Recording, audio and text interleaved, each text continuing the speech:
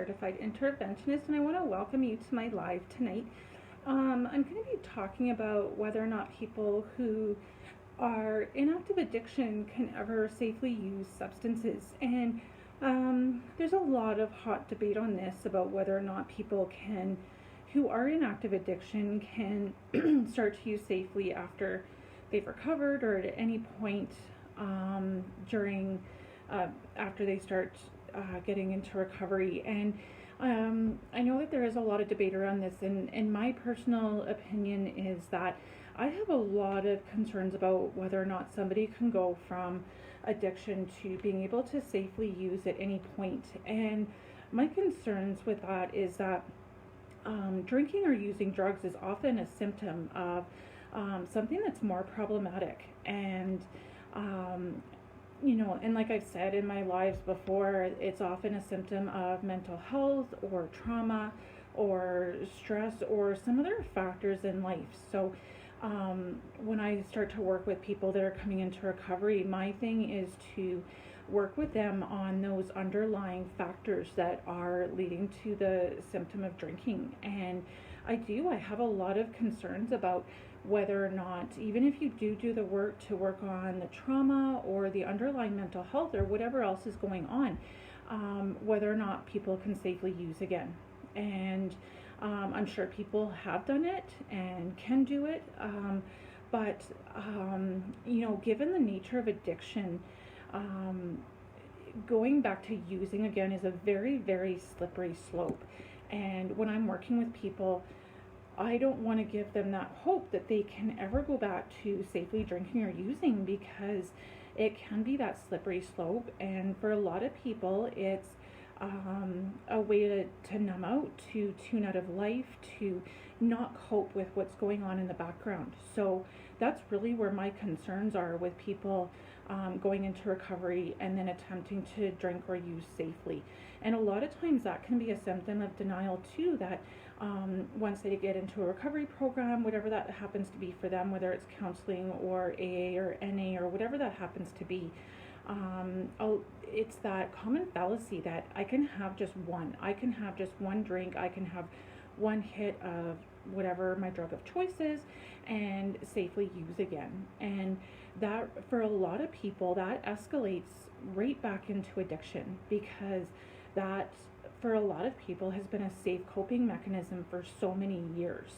That and too, with underlying mental health conditions like depression or anxiety or post-traumatic stress or whatever it happens to be for that person, drugs and alcohol have a biochemical reaction in the body, and they have an impact on the brain. So let's take alcohol, for example. And I've mentioned this before in other live videos, is that with alcohol, it's a depressant. So if you're somebody that tends to be depressed or anxious, alcohol acts as a depressant for somebody that's already depressed or anxious, and makes that mental health condition worse. And depending on the drugs, they'll all have different biochemical reactions in the body, and they'll impact the neurotransmitters in the brain. And a lot of times in using those substances, there can be permanent impacts on biochemistry, there can be permanent impacts on the neurotransmitters of the brain.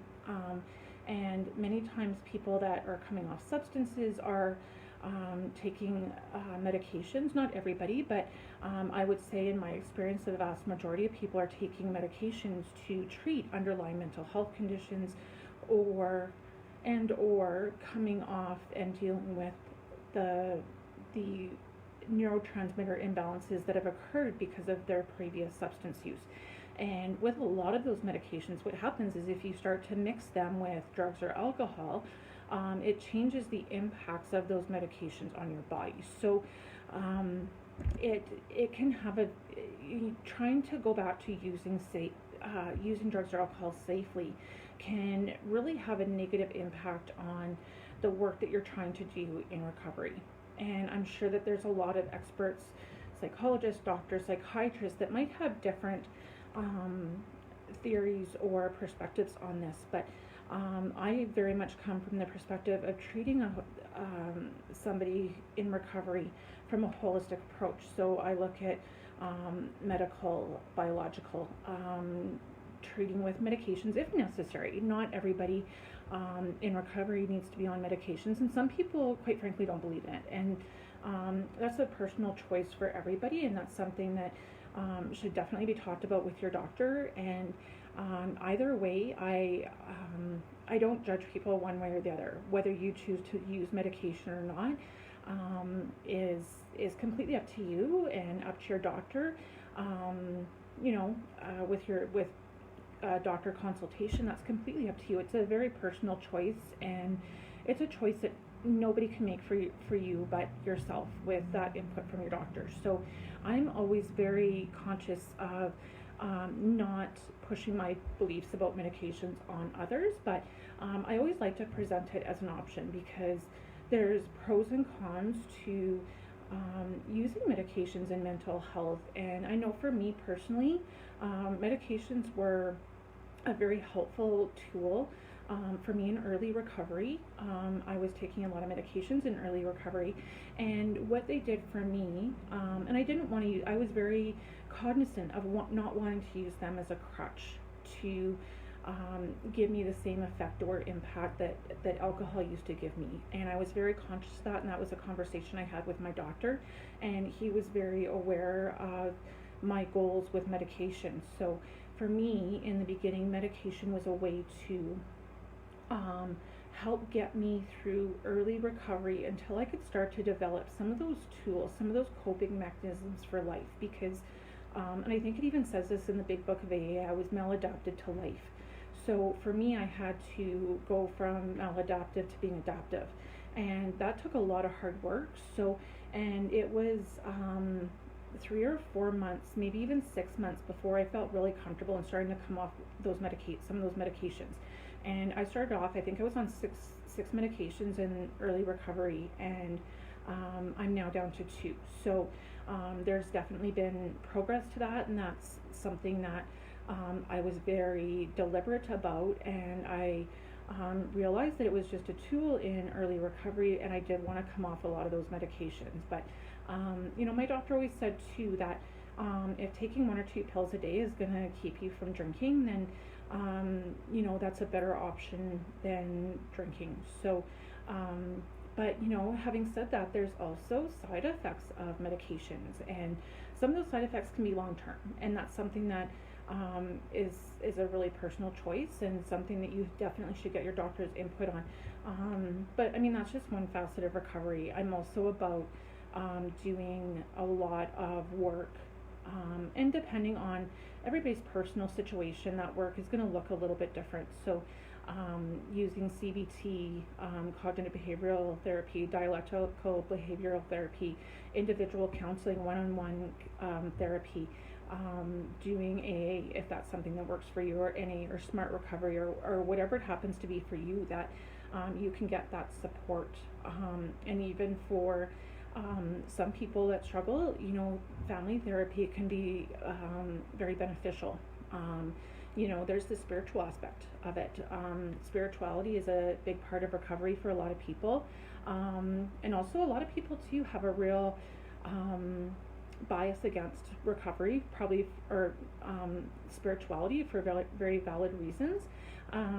Maybe they don't like religion, they had a bad experience with the church. So that's a very personal choice as well. So finding something that works for you, and spirituality doesn't need to necessarily even be about church or religion. It's just about finding something that brings you peace, and something that helps you to come to terms with the universe on either like between you and the God of your choosing, or however you define God, or the universe, or whatever that is for you.